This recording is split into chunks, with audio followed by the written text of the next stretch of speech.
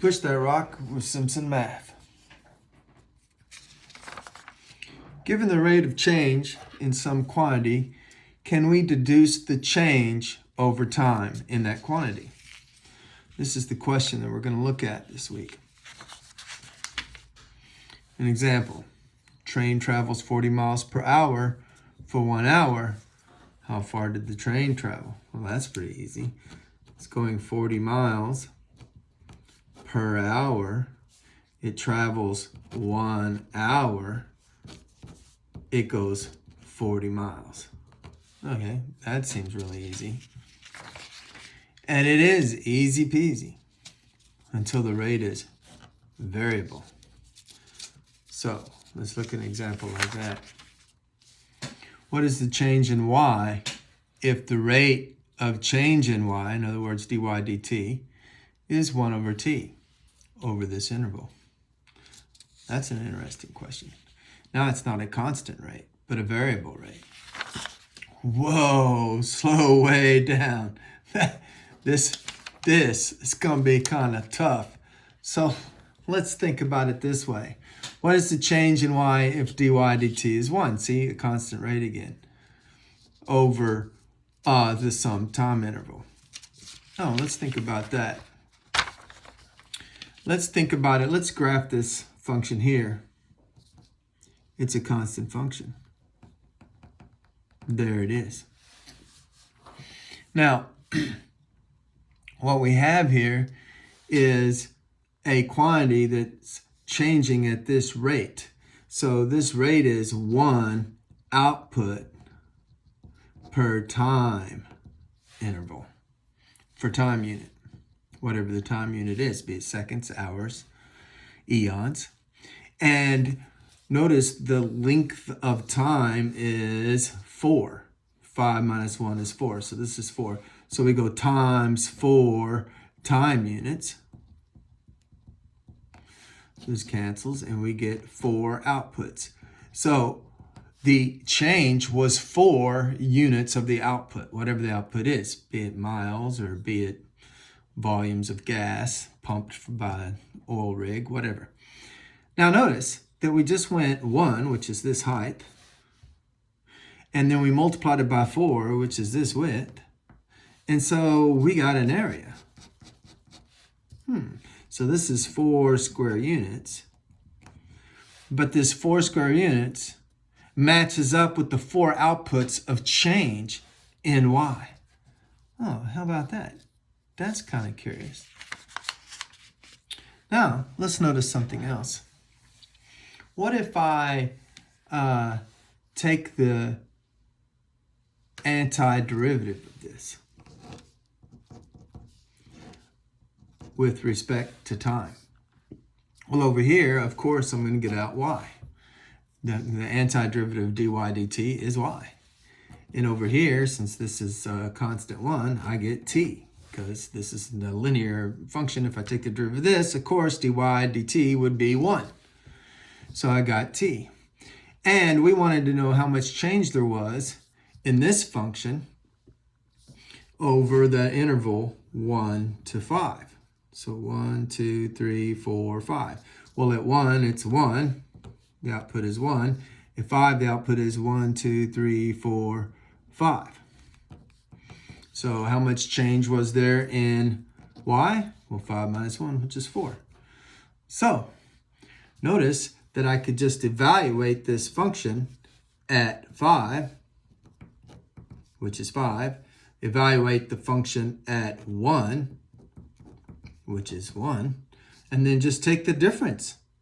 I just get the difference. So y of 5 minus y of 1 gives me 4, which correlates once again to the 4 outputs and change that I calculated earlier and the 4 square units of area under the derivative of this function. So the area under the derivative of this function correlates with the change in this function. Wow, how interesting is that?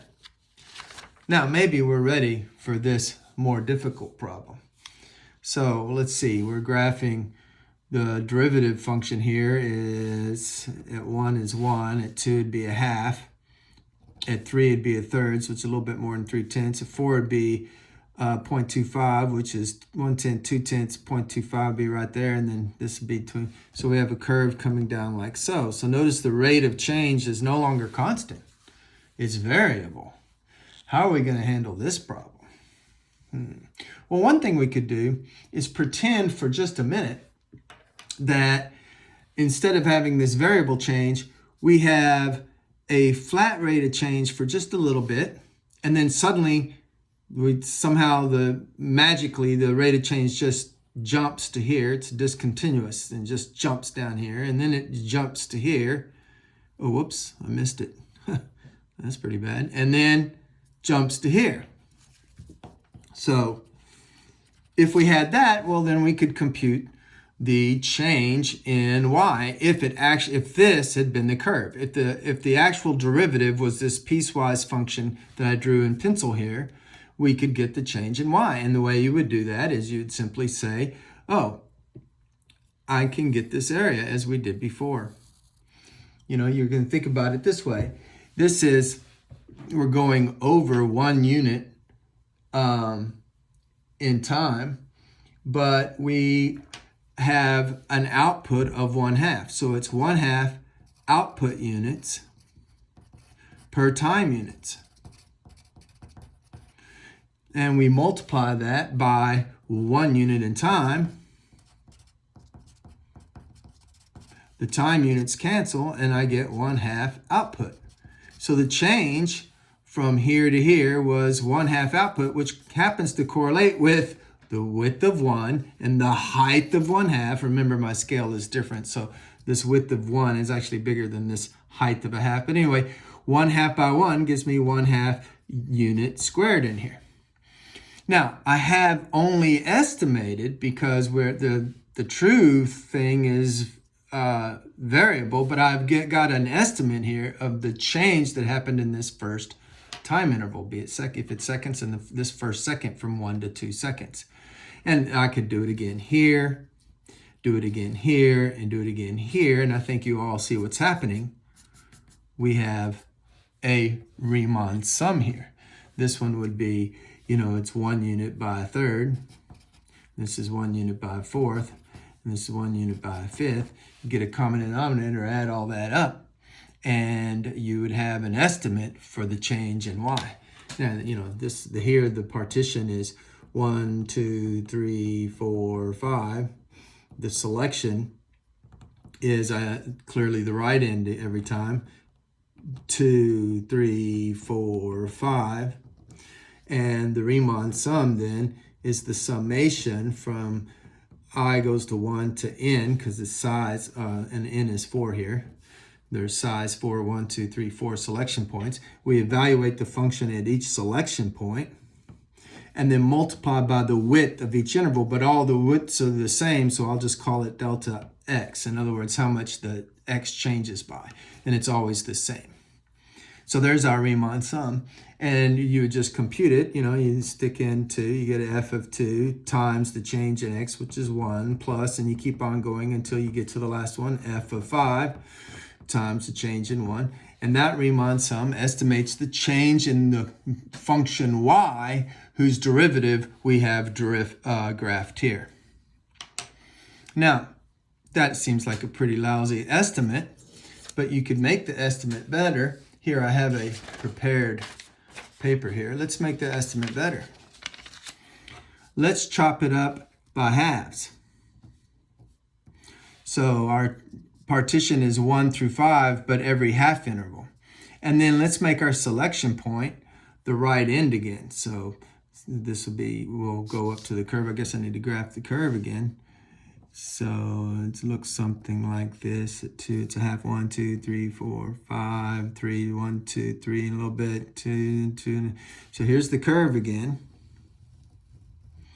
But this time, we go up that high, and only that wide, then that high, and then that wide, and that high, and then that wide, and that high, and that wide. I'm choosing the right end time. It'd be different if I chose the left, but I chose the right.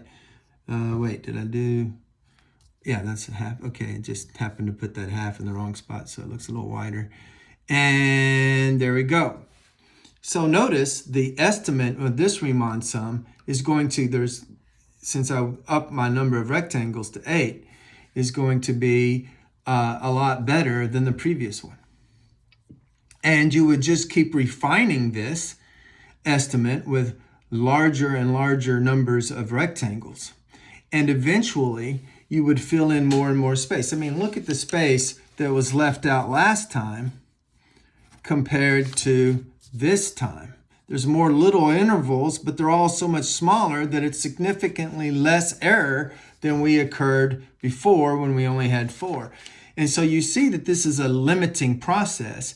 And to get to the actual change in y, we would take the limit of this Riemann sum.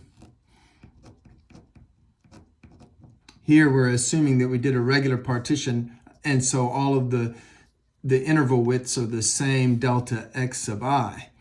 And so we would do this for n chops, and we would take the limit as n goes to infinity.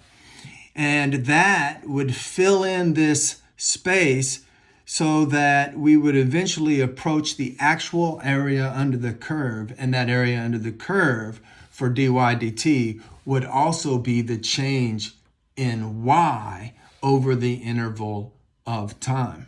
Now, don't forget, how did we get that change in y last time? Well, we went and found a y, and we evaluated it here and just subtracted. So we could do that again here. We could find the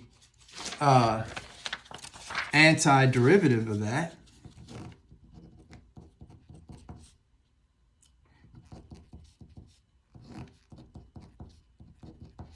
Here, this just becomes y. The antiderivative of dy dt is just y. And then over here, we get the natural log of the absolute value of t plus c. But I guess we better put the plus c because it kind of matters on this one. But does it? It actually won't. Because what are we going to do? We're going to evaluate this function at 5. And we'll get the natural log of 5. I can drop the absolute value bars because 5 is positive, plus c. And we're going to evaluate it at 1, which gives me the natural log of 1 plus c. This, by the way, is 0. And so then I go y of 5 minus y of 1 to find the change in y. And that would be the natural log of 5 plus c minus the natural log of 1 plus c. Well, this just gives me the natural log of 5 because the c minus c goes away, and the natural log of 1 is 0. So it's the natural log of 5. And that is the limit of the Riemann sums as your number of chops goes to infinity. And it's also the area under the curve from under this 1 over t curve from 1 to 5. Wow, that was a lot in this video. So I'll have one more where we talk about the takeaways. Math made simple with Simpson Math.